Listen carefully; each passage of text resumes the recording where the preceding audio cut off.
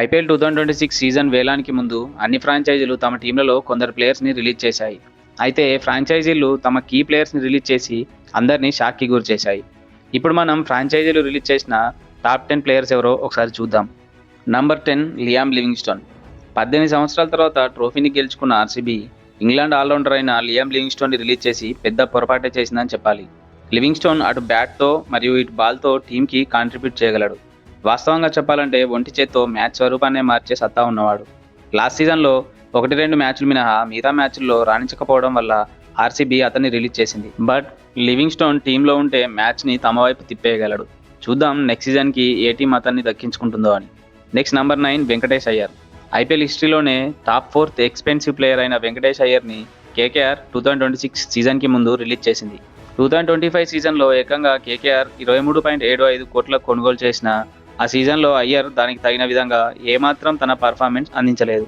అయితే కేకేఆర్ మాత్రం వెంకటేష్ అయ్యర్ మీద మరోసారి నమ్మకం ఉంచి 2026 మినీ వేలంలో తక్కువ ధరకు తీసుకోవాలనే ప్లాన్లో ఉంది.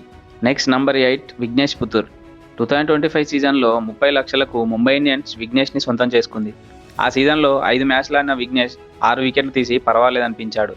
అయితే ముంబై ఇండియన్స్ మాత్రం అతన్ని రిలీజ్ చేసి పెద్ద తప్పు చేసింది. 2026 మినీ వేలంలో విఘ్నేష్ పుత్తూర్ కోసం అన్ని ఫ్రాంచైజీలు పోటీ పడడం మాత్రం ఖాయంగా కనిపిస్తుంది. నంబర్ 7 మతీషా పతిరానా. సిఎస్కే పతిరానాను రిలీజ్ చేయడం మాత్రం చాలా పొరపాటు.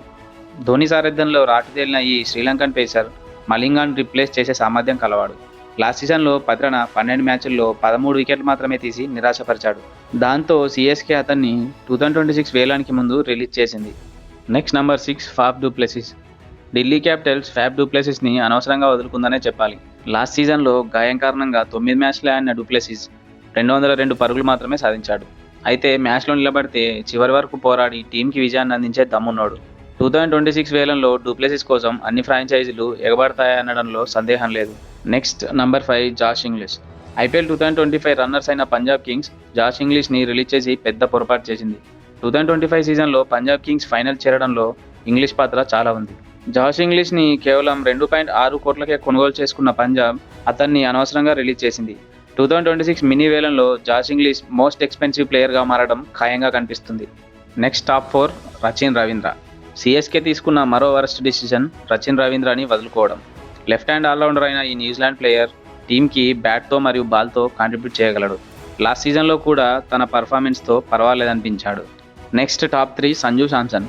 2026 సీజన్కి ముందు షాకింగ్ రిలీజ్ అంటే శాంసన్ అనే చెప్పాలి. రాజస్థాన్ రాయల్స్ ఎన్నో ఏళ్లుగా తమ ఫ్రాంచైజీకి ప్రాతినిధ్యం వహిస్తున్న శాంసన్ని రిలీజ్ చేసి పెద్ద తప్పే చేసింది. శాంసన్ కెప్టెన్గా కూడా రాజస్థాన్ రాయల్స్కి ఎన్నో విజయాలు అందించాడు. అయితే సంజు శాంసన్ని ట్రేడ్ ద్వారా సిఎస్కే కొనుగోలు చేసింది. Next top 2 Ravindra Jadeja.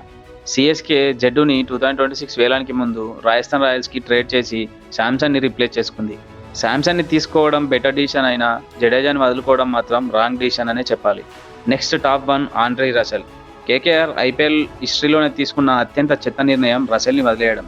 తన భారీ సిక్సర్లతో మ్యాచ్ స్వరూపాన్నే మార్చేయగల ఈ వెస్టిండీస్ ఆల్రౌండర్ కేకేఆర్కు ఎన్నో విజయాలను అందించాడు. అదేవిధంగా బౌలింగ్లో కూడా కీలక సమయాల్లో వికెట్లు సాధించి ఎన్నో విజయాలను అందించాడు. అయితే కేకేఆర్ తిరిగి 2026 మినీ వేలంలో రసెల్ని దక్కించుకునే ఆలోచనలో ఉంది. అయితే రసెల్ మాత్రం ఎస్ఆర్హెచ్కి వచ్చే అవకాశం ఉందనే రూమర్స్ స్ప్రెడ్ అవుతున్నాయి. చూద్దాం రసెల్ని ఏ టీం దక్కించుకుంటుందో అని. ఐపీఎల్ 2026 మినీ వేలంలో ఏ టీం ఎవరిని తీసుకోవాలనుకుంటున్నారో మీ అభిప్రాయాన్ని కామెంట్ చేయండి. మీకు కనుక నా వీడియో నచ్చినట్లయితే లైక్ చేసి షేర్ చేయండి. మరిన్ని ఇలాంటి క్రికెట్ అప్డేట్స్ కోసం మన ఛానల్ని సబ్స్క్రైబ్ చేసుకోండి. Thank you for watching.